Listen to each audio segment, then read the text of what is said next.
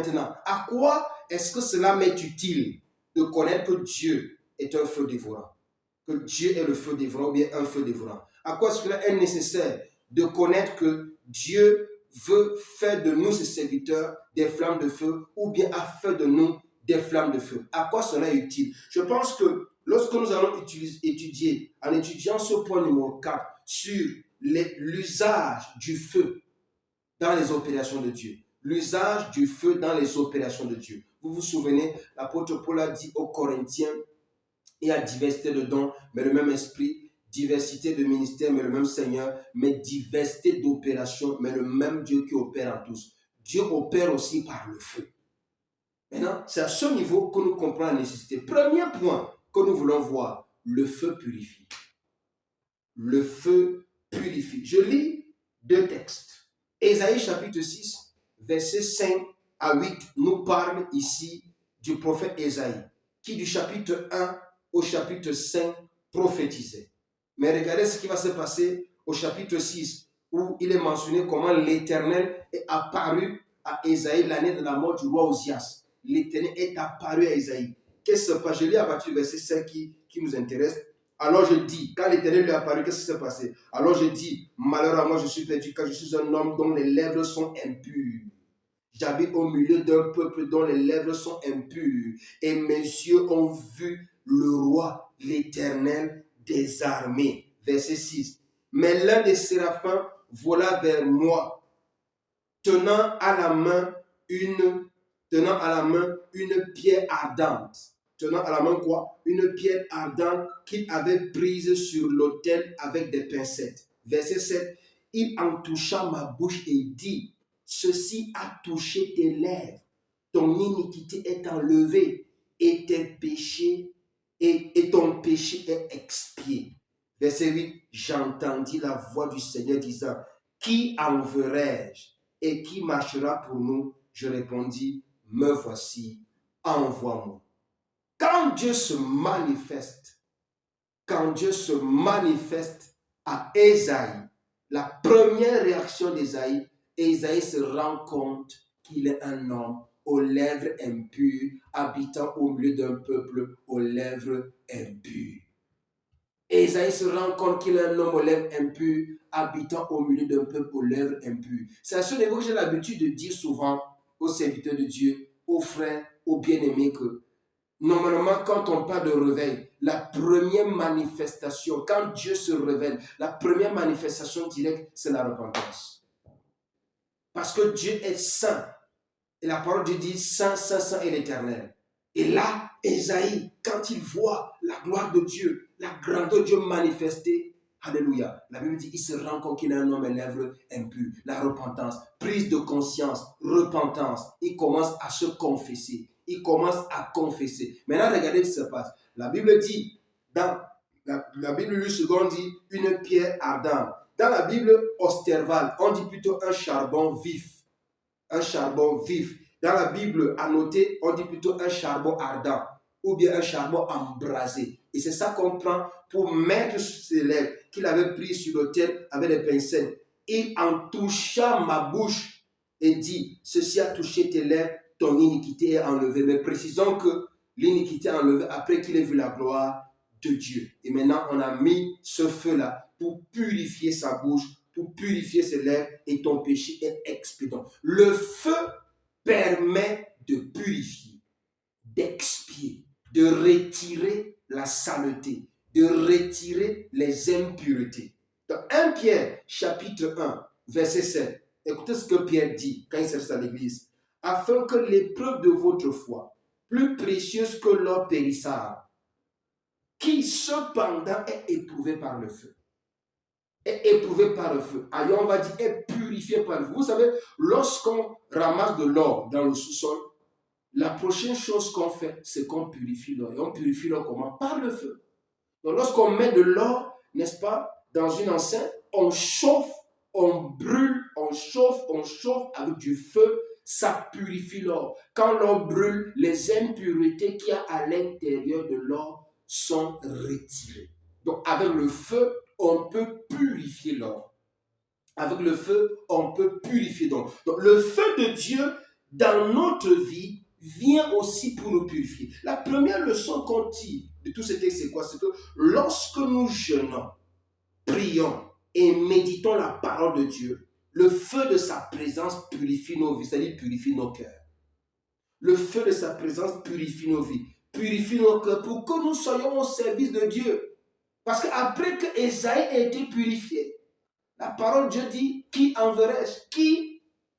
La parole de Dieu déclare, je voudrais lire ici, il dit, j'ai entendu la voix du Saint disant, qui enverrai-je et qui marchera pour nous? C'est-à-dire, qui va nous représenter? Qui va aller parler pour nous? Et je répondis, me voici, avant envoie-moi. Donc, Dieu l'a purifié, le but était de l'envoyer pour parler au peuple de Dieu.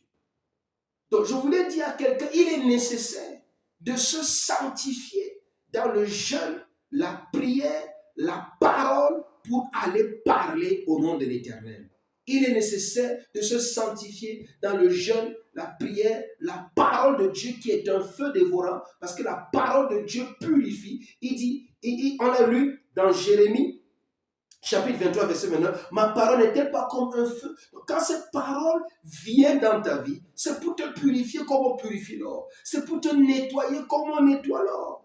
Deuxième chose que nous voulons noter, il dit, qui cependant est éprouvé par le feu. Ensuite, il dit, et pour résultat la louange. Il dit, afin que l'épreuve de votre foi, donc la foi éprouvée, lorsque ta foi est éprouvée, le résultat qui devrait en suivre, c'est le résultat de la louange, de la gloire, de l'honneur, lorsque Jésus-Christ apparaîtra. Lorsque Jésus-Christ apparaîtra. Donc, Dieu trouve qu'il est nécessaire que ses serviteurs, ses servants, son peuple soient éprouvés. C'est nécessaire. Parce qu'au travers des épreuves, ta vie sera purifiée.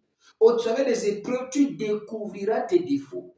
Au travers des épreuves, tu découvriras tes limites. Au travers des épreuves, les péchés et les défauts qu'il y a dans ta vie seront exposés au travers des épreuves. On appelle ça le feu des épreuves. Donc la deuxième chose qu'on a, c'est quoi? Première chose, on a dit, lorsque nous jeûnons, prions et mettons la parole de Dieu, le feu de sa présence purifie nos cœurs, purifie nos vies pour que nous soyons à son service.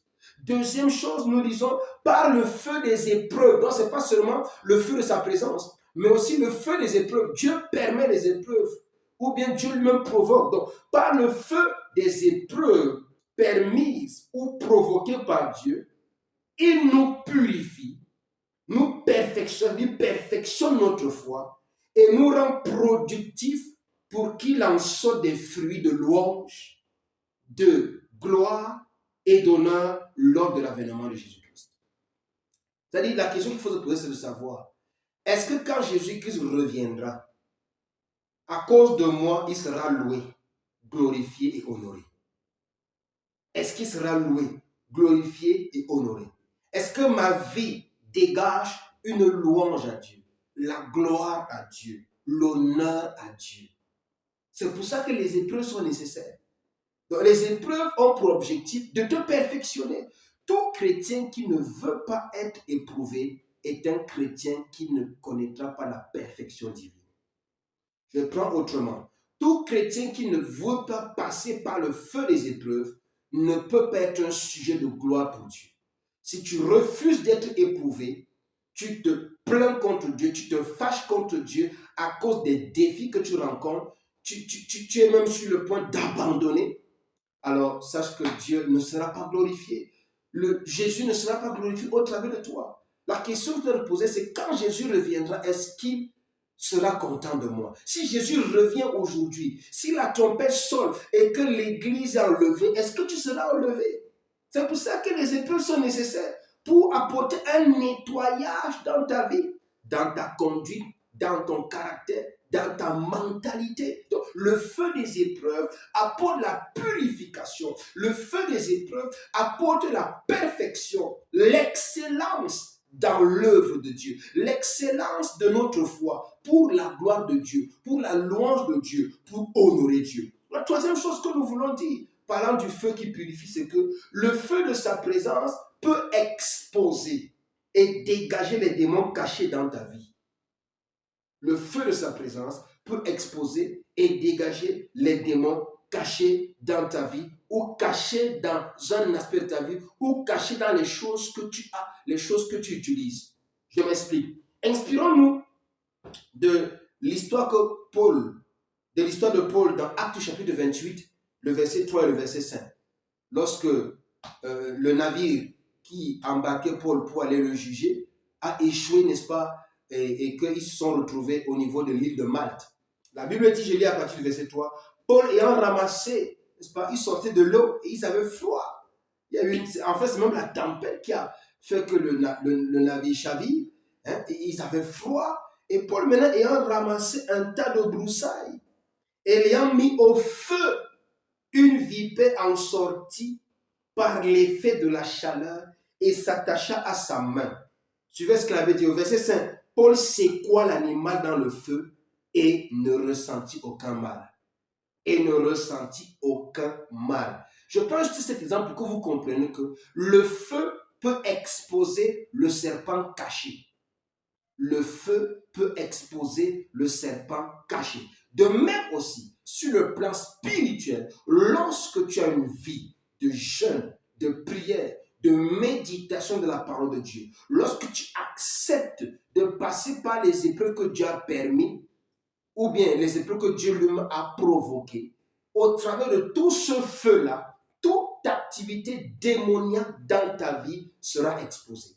Le feu expose les démons.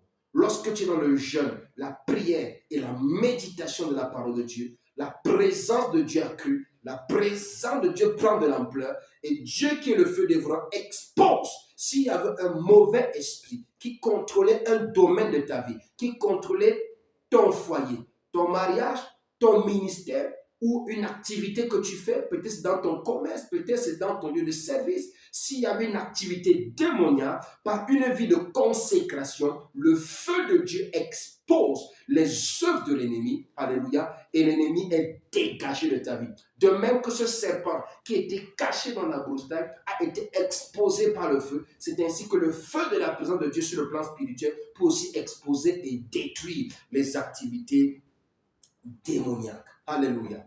Oh, wonderful. Que le Seigneur te bénisse. Que le Seigneur te fortifie. Nous voulons continuer à voir l'importance du feu. Vous voyez, c'est nécessaire pour un enfant de Dieu d'avoir le feu. Lorsqu'il y a le feu dans ta maison, lorsqu'il y a le feu de Dieu, le feu de la présence de Dieu dans ton foyer, les œuvres de l'ennemi sont exposées. Lorsqu'il y a le feu de la présence de Dieu dans ta famille, ça vient pour nettoyer votre famille des activités démoniaques. C'est pour cela que chaque famille doit se consacrer dans le jeûne, la prière et la méditation de la parole de Dieu. Chaque homme de Dieu, chaque frère ou sœur, disciple de Jésus, c'est nécessaire que tu sois enflammé. Le feu expose et détruit les œuvres de l'ennemi. Le feu expose et sanctifie ta vie, purifie ta vie, nettoie ta vie. Que ce soit le feu des épreuves ou bien le feu qui vient par la présence de Dieu, par la méditation de la parole de Dieu, dans la prière ou le feu qui se déclenche quand tu pries, c'est nécessaire.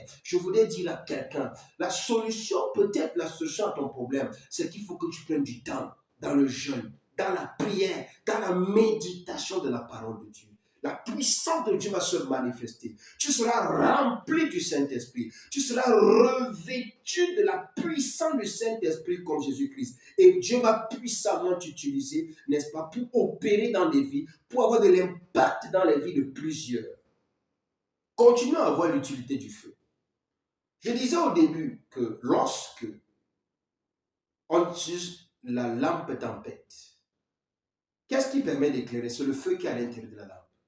Quand le feu brûle, quand il y a le feu, ça irradie de la lumière. Donc, troisième chose, premièrement, on a vu que le feu permet de purifier. Deuxièmement, nous voyons, le feu permet d'éclairer. Le feu permet d'éclairer. Exode, chapitre 13, du verset 21 au verset 22, la parole de Dieu dit, l'Éternel allait devant eux, le jour comme une colonne de nuit, pour les guider dans leur chemin.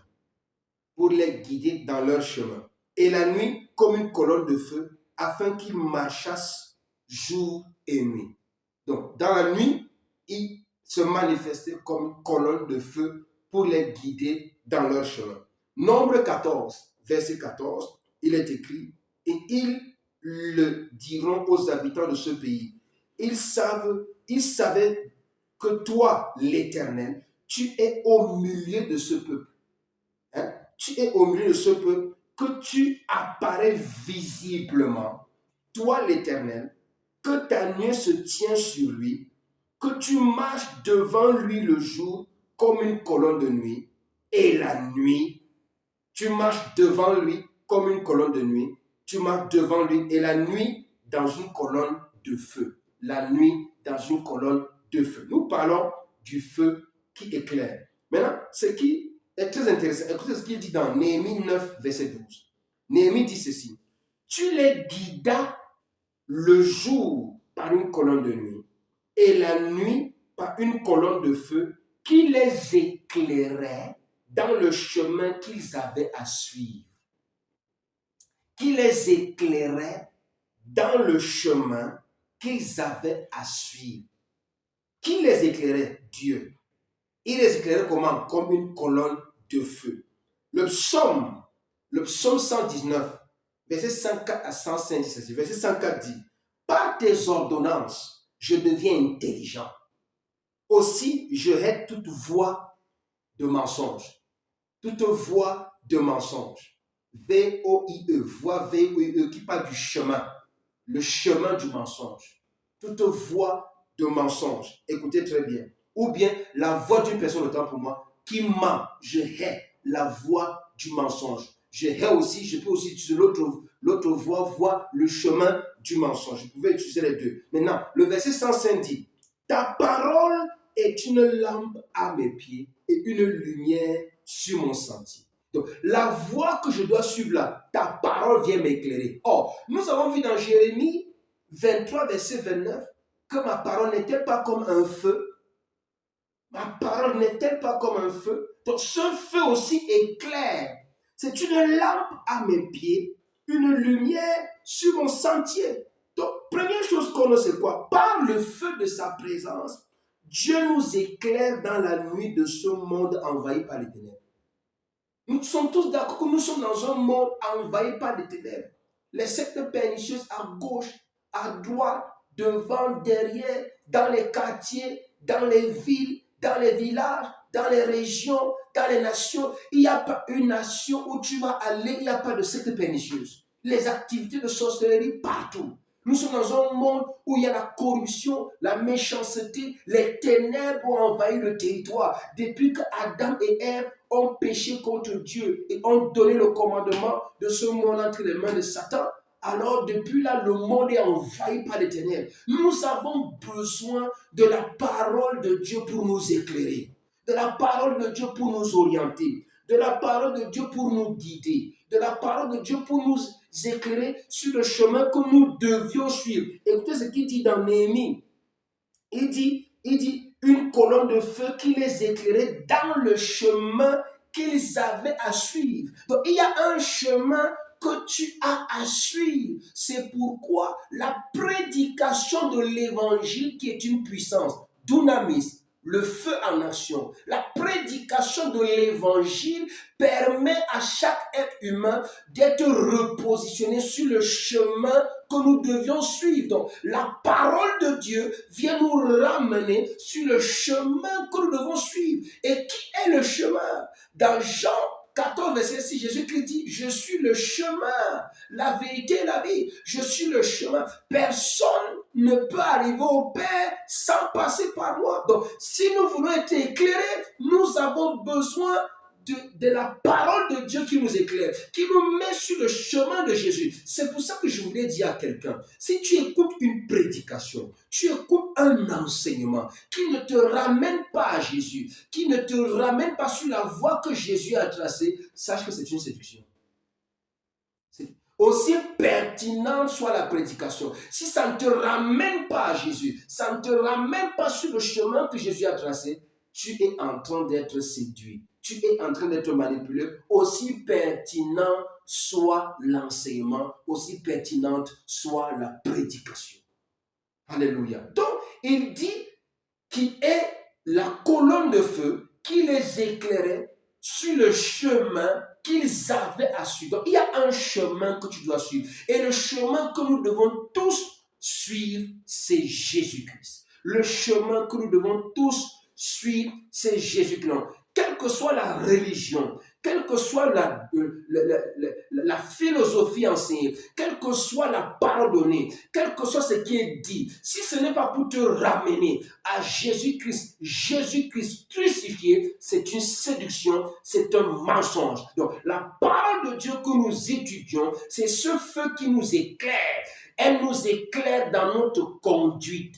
Elle éclaire notre mentalité. Elle éclaire nos paroles. Elle éclaire notre conduite, le comportement au quotidien. Le comportement et la conduite, n'est-ce pas, au quotidien à l'égard de notre prochain. La parole de Dieu donne de l'intelligence. C'est pour ça qu'au verset 104, Psaume 119, 104, qu'est-ce qu'il dit? Par tes ordonnances, je deviens intelligent. Alléluia. Donc, la parole de Dieu nous rend intelligents. Au verset 128, Psaume 119, verset 128, il dit, c'est la révélation de tes paroles qui éclaire. C'est la révélation de tes paroles qui éclaire et elle donne de l'intelligence au simple. Simple ici est mis pour humble. Elle donne de l'intelligence au simple. Donc, le feu de la parole de Dieu rend intelligent. Le feu de la parole de Dieu éclaire. Donc, je voudrais par ceci encourager quelqu'un à prendre la parole de Dieu au sérieux.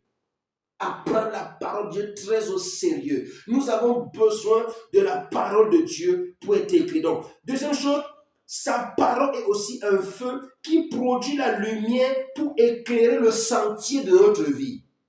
Et ta parole, tu l'as par mes pieds, une lumière sur mon sentier. Donc, elle éclaire le sentier de notre vie. Quand on parle du sentier de notre vie, quand on parle de ta vie, on parle de tes décisions, de tes choix, de ta conduite, de la direction que tu dois suivre. Maintenant, c'est quoi le sentier? Quand on dit éclairer le sentier de nos vies, c'est quoi le sentier? Le sentier est un chemin étroit, plus petit qu'une route. Chemin étroit, plus petit qu'une route, parfois difficile à suivre, très peu fréquenté et pas toujours évident. Donc, le sentier est plus petit qu'une route, des fois difficile à suivre, très peu fréquenté. Très peu de personnes passent par des sentiers, très peu fréquentés, parfois difficile à suivre. Ah oui, ça nous rappelle ce que Jésus dit dans Matthieu 7, à partir du verset 13. Il dit, entrez par la porte étroite, car large est la porte, spacieuse est le chemin qui mène à la perdition. Donc, le chemin qui mène à la perdition est comment? Spacieux. Et il y a beaucoup qui entrent par là. Maintenant, verset 14. Mais étroite est la porte. Resserrez le chemin, c'est-à-dire, c'est un sentier. Resserrez le chemin qui mène à la vie. Et il y en a peu qui les trouvent. C'est pour ça que vous allez voir, très peu s'intéressent à la parole de Dieu. Très peu se laissent éclairer par la parole de Dieu. Il dit, il y en a peu qui les trouvent. Dans Luc 13, 23 à 24, qu'est-ce qu'il dit? Il dit, quelqu'un lui dit, Seigneur, y a-t-il que peu de gens qui soient sauvés?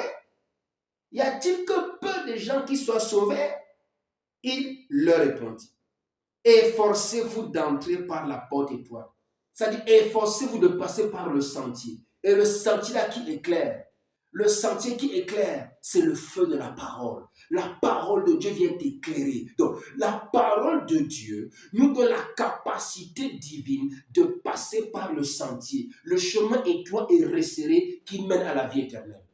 Nous avons besoin du feu de la parole de Dieu. C'est pour cela que dans ta vie personnelle, dans nos familles, dans nos églises, nos assemblées, en pleine rue, en plein quartier, au milieu d'une foule, la parole de Dieu doit être proclamée. Le feu de la parole de Dieu doit être relâché pour éclairer les gens, pour que les gens se rendent compte de leur statut. Lorsqu'il y a la lumière, la Bible dit, lorsque la lumière est venue, Jean chapitre 3, la lumière est venue vers les siens ne l'ont pas reçue. Ils ne l'ont pas reçue, pourquoi? Parce que la lumière devait exposer leurs œuvres mauvaises. Autrement dit, la lumière permet d'exposer les œuvres mauvaises. Les œuvres cachées de l'ennemi ne peuvent être exposées que par la lumière de la parole de Dieu. Donc, le feu est clair.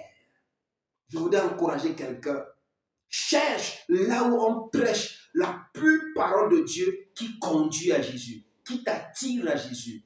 Jésus-Christ dit, nul ne peut venir à moi si ce n'est le Père qui l'attire. Et comment est-ce que le Père attire à Jésus-Christ? C'est au travers de ces serviteurs enflammés qui relâchent la parole et plusieurs viennent à Jésus par la parole de Dieu.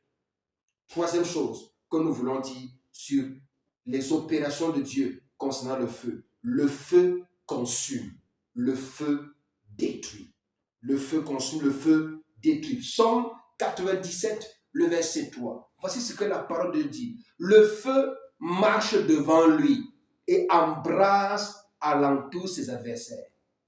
Le feu marche devant lui et embrase alentour ses adversaires. Dans le contexte, il parle du feu qui détruit ses adversaires. Embraser ici, ce n'est pas dans le sens d'enflammer pour être à son service, non. C'est dans le sens de détruire ses adversaires. Il dit, le feu marche devant l'Éternel et embrase alentour ses adversaires. Dans Ésaïe 66, versets 14 à 16, voici ce que la parole de Dieu dit. Vous le verrez, et votre cœur sera dans la joie, et vos os répandront de la vigueur comme l'herbe. L'Éternel manifestera sa puissance envers ses serviteurs, mais il fera sentir sa colère à ses ennemis. Suivez très bien. Il manifestera sa puissance envers ses serviteurs, mais il fera sentir sa colère à ses ennemis. Verset 15. Car voici, l'Éternel arrive dans un feu. L'Éternel arrive dans un feu, et ses chars sont comme un tourbillon. Il convertit sa colère en un brasier. Le brasier, c'est un grand feu qui brûle une grande quantité de bois.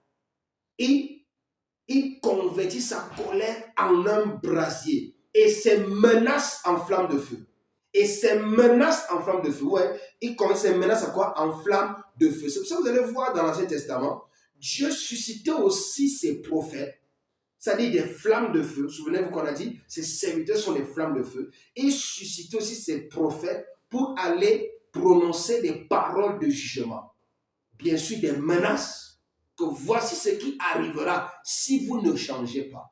Voici ce qui se produira si vous ne revenez pas à l'Éternel. Donc, il convertit ces menaces en flammes de feu. C'est-à-dire, ses serviteurs, il envoie ses serviteurs qui prophétisent, qui déclarent des paroles, des oracles de l'Éternel. De fois aussi sous forme de menaces. Il menace son peuple qui refuse, n'est-ce pas, de se séparer de l'idolâtrie. Nous notons ici que quoi? Donc, par son feu, Dieu détruit les adversaires.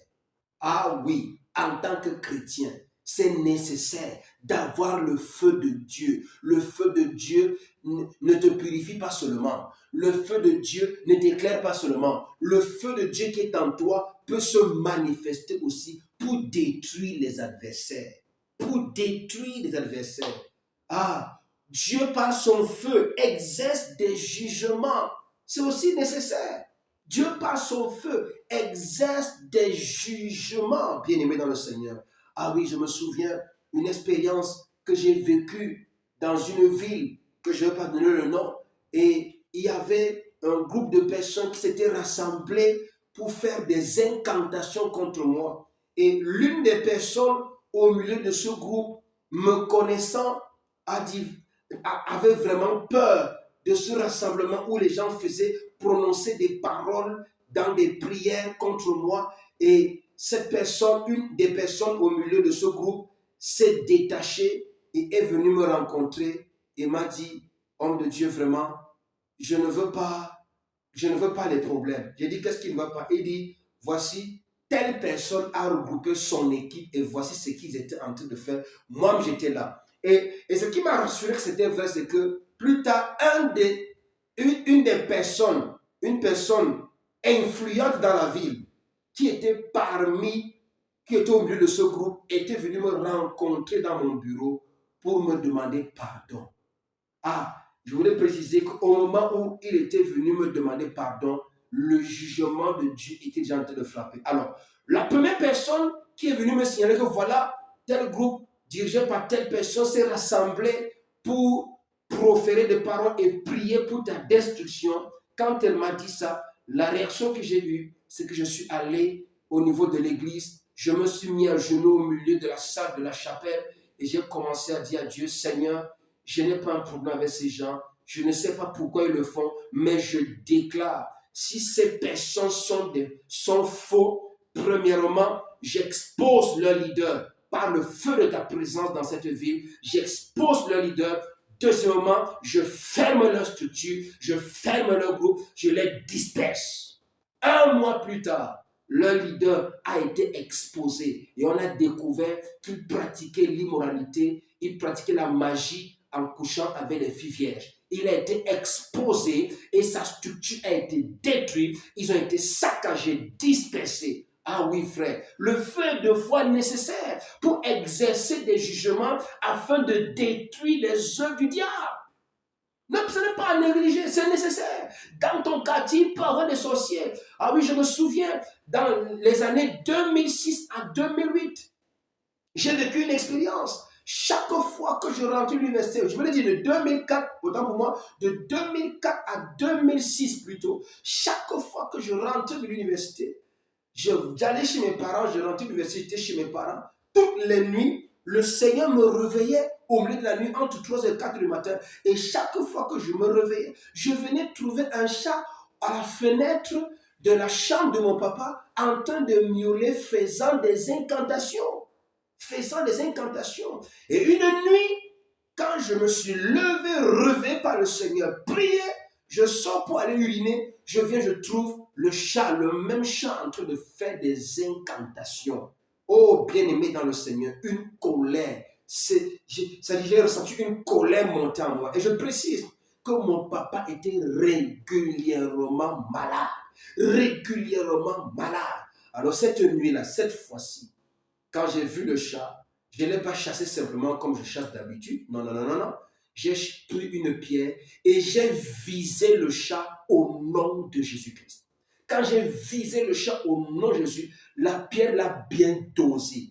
Je crois 2 ou 3 jours après, il y avait une famille dans le quartier qui était reconnue comme pratiquant la sorcellerie. Et quand j'avais visé ce chat au nom de Jésus, le chat a fui et est allé. Le chat avait l'habitude de fuir. Chaque fois que je chassais, le chat allait toujours dans cette maison. Le chat allait toujours dans cette maison. Bon, je ne veux pas dire que c'était des sorciers, mais dans le quartier, ils étaient réputés, reconnus comme pratiquant la sorcellerie. Mais cette fois-ci, quand le chat a été touché, 2, 3 jours après, une personne dans cette famille est décédée mystérieusement. Ah, quand ça s'est produit comme ça, après cela, quand la famille me rencontrait, la famille ne voulait pas me regarder dans les yeux et détournait le chemin, changeait toujours de route quand j'arrivais. À un moment donné, quand j'ai su ça, j'ai commencé à prier, prier dans le quartier, prier pour envoyer le feu dans le quartier, pour déclarer que le feu de Dieu descend dans le quartier, pour exposer et dégager cette famille. À un moment donné, cette famille a déménagé. Oui, je te le dis, bien-aimé, c'est nécessaire d'avoir une vie de prière, une vie d'intercession, une vie de méditation, prier selon la parole de Dieu. Le feu de Dieu va se manifester pour délivrer ton quartier des sorciers. Ton quartier souffre des sorciers parce que le feu là n'est pas allumé, pour délivrer ta famille des oppressions démoniaques. Ah oui, bien aimé dans le Seigneur, le jugement de Dieu se manifeste par le feu. Dieu exerce ses jugements par le feu. Nous voyons cela. Et il dit, verset 16, Ésaïe 66, verset 16, c'est par le feu que l'Éternel exerce ses jugements. C'est par le feu que l'Éternel exerce ses jugements. Nous pouvons voir ça dans Genèse chapitre 19, comment Dieu a détruit les villes de Sodome, de Gomorrhe, de Adma et de Tséboïm. Il y avait 4 villes dans cette région qui ont été brûlées par le feu, détruites par le feu de la colère de Dieu à cause du genre de vie qu'il y avait à Sodome et Gomorrhe et dans toutes ces villes, Adma et la ville de Tséboïm. il vivait, il y avait de l'homosexualité. Vous pouvez lire le chapitre 19 pour voir comment, n'est-ce pas, le peuple de Sodome voulait même coucher avec Lot, voulait coucher avec les étrangers qui étaient entrés chez Lot. La Bible parle de deux hommes. En fait, c'était deux anges. Et les gens de la ville violentaient Lot, n'est-ce pas? Insistaient pour coucher avec ces hommes. Il y avait de l'homosexualité. Ah oui, je voulais dire à quelqu'un, l'homosexualité est condamnable devant Dieu. Et Sodome, Gomorrhe, Tséboïm et Atma ont été brûlés, détruits par le feu de la colère de Dieu, parce que Dieu exerce le jugement contre Sodome et Gomorrhe. Oui, le feu, c'est là où sera jeté tous ceux qui ont refusé Jésus, tous ceux qui refusent de reconnaître Jésus-Christ. Ah oui, le feu va vous dévorer, le feu va vous consumer au dernier jour. Ils seront jetés dans le lac de feu. La Bible dit dans Jean chapitre 17, le verset 3, la vie éternelle, c'est qu'ils te connaissent, toi le seul vrai Dieu et celui que tu as envoyé, Jésus-Christ. La vie éternelle, c'est qu'ils te connaissent, toi le seul vrai Dieu et celui que tu as envoyé, Jésus-Christ. Mais la mort éternelle, c'est quoi? La mort éternelle, c'est être définitivement séparé de Dieu éternellement. Donc tous ceux qui seront jetés dans le lac de feu connaîtront ce qu'on appelle la mort éternelle, la séparation éternelle d'avec Dieu. C'est à toi de voir, t'accrocher à Jésus ou bien ne pas t'accrocher à Jésus. Parce que ce feu n'est pas réservé pour les vrais enfants de Dieu. Le feu de Dieu qui se manifeste comme un jugement de destruction, ce n'est pas réservé pour ceux qui reconnaissent Jésus-Christ, pour ceux qui acceptent Jésus-Christ. Donc, quiconque refuse de reconnaître Jésus-Christ a refusé de reconnaître le seul vrai Dieu. La vie éternelle, c'est qu'ils te connaissent, toi, le seul vrai Dieu, et celui que tu as envoyé, Jésus-Christ. Quelqu'un ne peut pas dire qu'il croit en Dieu et il refuse d'accepter Jésus. Si tu crois en Dieu, tu dois reconnaître aussi Jésus-Christ. La vie éternelle, c'est qu'ils te connaissent, toi, le seul vrai Dieu, et celui que tu as envoyé, Jésus-Christ. Donc, tu dois reconnaître Dieu et reconnaître Jésus-Christ. Jésus-Christ qui lui dit, je suis le chemin, la vérité et la vie, et personne ne peut arriver au Père sans passer par moi. Donc, tu ne peux pas être sauvé sans Jésus-Christ. Tu as besoin de Jésus pour être sauvé. Gloire à Jésus. Sinon, ce qui est réservé pour ceux qui ne reconnaissent pas Jésus, c'est quoi? Le jugement éternel. C'est dans, nous voyons toujours, je reviens toujours sur l'exemple de Acte 28, le verset 5 dit, Paul a secoué le serpent et le serpent est tombé où? Dans le feu. Le serpent a été brûlé. Je prie pour quelqu'un qui me suit. Tout serpent dans ta vie soit brûlé, soit détruit, soit ravagé. Au nom puissant de Jésus, je prie pour toi afin que la présence de Dieu se manifeste dans ta vie comme un feu qui vient juger les ennemis de ton âme, les ennemis de ta destinée. Quatrièmement, ou bien si ce n'est pas c'est cinquièmement, premièrement, nous avons vu que le feu purifie. Deuxièmement, le feu éclaire. Troisièmement, le feu consume et détruit. Ah oui, quand tu es une flamme de feu, quand tu es rempli du feu de Dieu, rempli de la présence de Dieu, les adversaires à ta destinée, les adversaires à ton ministère, les adversaires qui s'opposent au salut de ton âme seront consumés, seront détruits par le feu de Dieu. Quatrièmement, le feu permet de ramollir et de redresser. Le feu permet de faire comment? De ramollir et de redresser. 1 Roi, chapitre 18, verset 36 au verset 39. Je lis, au moment de la présentation de l'offrande, Élie le prophète s'avançait et dit, Éternel Dieu d'Abraham, d'Isaac et d'Israël, que l'on sache aujourd'hui que tu es Dieu en Israël, que je suis ton serviteur et que j'ai fait toutes choses par ta parole. Verset 37. Réponds-moi, Éternel, réponds-moi afin que ce peuple reconnaisse que c'est toi, Éternel, qui es Dieu et que c'est toi qui ramènes leur cœur. Réponds-moi qu'ils reconnaissent. Il avait dit, et le feu de l'Éternel tomba.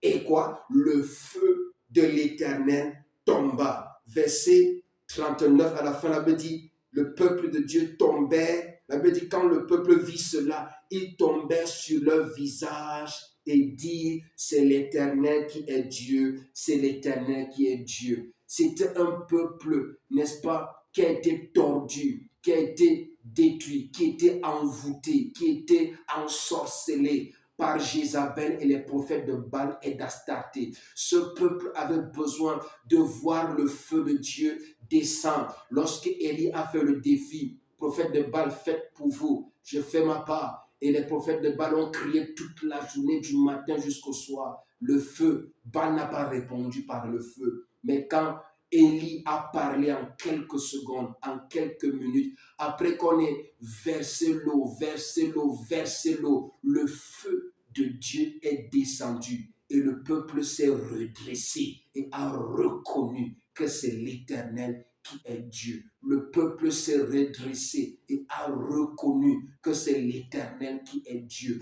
Nous disons que le feu ramollit pour redresser. C'est juste un langage pour dire que Dieu manifeste son feu pour redresser les vies. Il y a des personnes qui ont besoin de voir la puissance de Dieu se manifester, la puissance de Dieu se manifester pour que leur vie soit redressée, pour qu'ils reconnaissent que Jésus-Christ est le seul Messie par qui nous pouvons être sauvés. Je prie pour un serviteur de Dieu, je prie pour une servante de Dieu, que le Seigneur te oint, que le Seigneur te remplisse de son feu qui va se manifester dans ton ministère, afin que tes auditeurs reconnaissent que Jésus-Christ est le seul Messie, reconnaissent que Jésus-Christ est le seul sauveur. Je prie pour quelqu'un afin que ton ministère soit rempli de la puissance de Dieu, ainsi tu auras de l'impact dans les vies et tu verras ton ministère porter les fruits qui glorifient Dieu. Selon qu'il est écrit dans Jean 15, verset 8,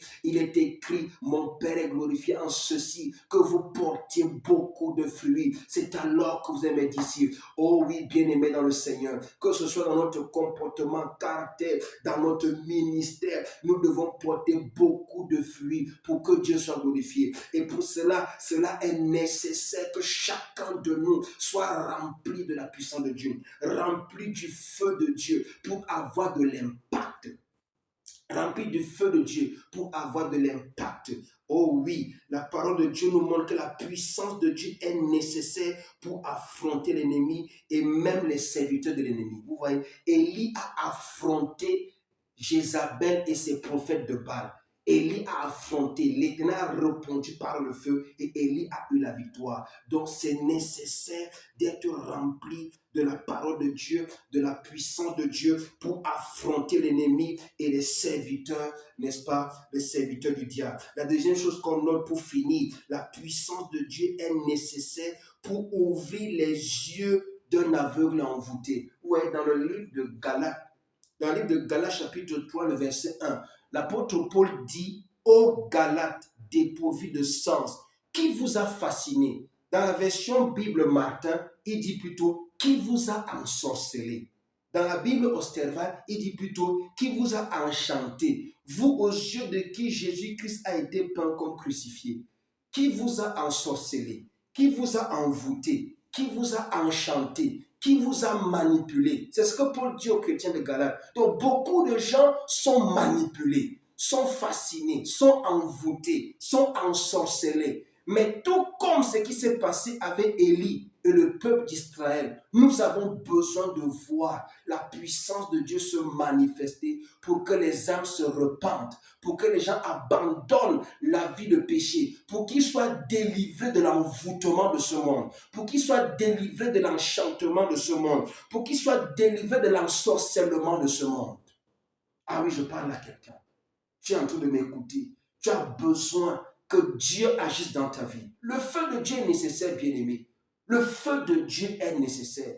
Quand le peuple, le jour de la Pentecôte, ont vu des langues de feu se manifester, la parole de Dieu dit qu'ils étaient nombreux, qu'ils sont mobilisés. Et quand Pierre, rempli du feu de Dieu, a prêché l'évangile de Jésus-Christ, la Bible dit ce jour, 3000 âmes se sont repenties et ont été baptisées. Oui, nous ne pouvons pas marcher avec Dieu. Nous ne pouvons pas connaître les exploits autant pour moi s'il n'y a pas la puissance de Dieu. Nous ne pouvons pas être protégés s'il n'y a pas la puissance de Dieu. Nous ne pouvons pas servir Dieu efficacement s'il n'y a pas la puissance de Dieu. Pour que les âmes soient touchées, pour que les âmes se convertissent, nous avons besoin du feu, de la puissance de Dieu dans nos ministères. C'est ici que je voudrais m'arrêter. Ah oui, bien-aimé dans le Seigneur, c'est nécessaire d'avoir le feu de Dieu. C'est nécessaire d'avoir la puissance de Dieu. C'est nécessaire d'être une flamme de feu. Le but de ce message, c'est que certains parmi vous découvrent, se rendent compte ou bien soient permanemment conscients qu'ils sont des flammes de feu. Le but de cet enseignement, c'est que quelqu'un ait la soif de devenir une flamme de feu. Ah oui, les flammes de feu n'ont pas la même capacité. Elles grandissent. Tu peux grandir. Le feu peut augmenter de jour en jour, d'année en année. Je t'encourage à te consacrer à Dieu, à te donner complètement à Jésus, à te consacrer dans le jeûne, la prière, la méditation de la parole de Dieu pour que le feu de Dieu fasse son travail dans ta vie, dans ton âme, pour que tout ce que l'ennemi a bâti dans ta vie soit complètement détruit, dégagé, enlevé, afin que ta vie maintenant soit selon le plan de Dieu. Dans Jérémie chapitre 29, à partir du verset 11, il dit, je connais moi l'Éternel, les projets que j'ai formés sur vous. Il dit projet de paix et non de malheur, afin de vous donner un avenir plein d'espérance. Ne laisse plus l'ennemi manipuler ta vie. Ne laisse plus les démons manipuler ta famille, manipuler ton église, manipuler ta vie chrétienne, manipuler ton ministère. Ne permets plus cela. Lève-toi, entre dans un programme, livre-toi dans le jeûne, la prière, la méditation de la parole. Crie à l'Éternel, invoque l'Éternel comme Élie a invoqué, Dieu a répondu par le feu. Invoque et l'Éternel répondra à ta faveur. Ah oui, il répondra à ta faveur. Il va apporter le nettoyage dans ta vie, dans ta famille, dans tout ce qu'il t'a donné de faire. Même dans ton entreprise, tu as besoin du feu de Dieu dans ta vie. Que le Seigneur te bénisse abondamment. Que le Seigneur te fortifie. Que le Seigneur t'affermisse. Jésus-Christ revient bientôt. Préparons-nous à l'enlèvement. Préparons-nous à la prochaine venue de Jésus-Christ. Sois béni.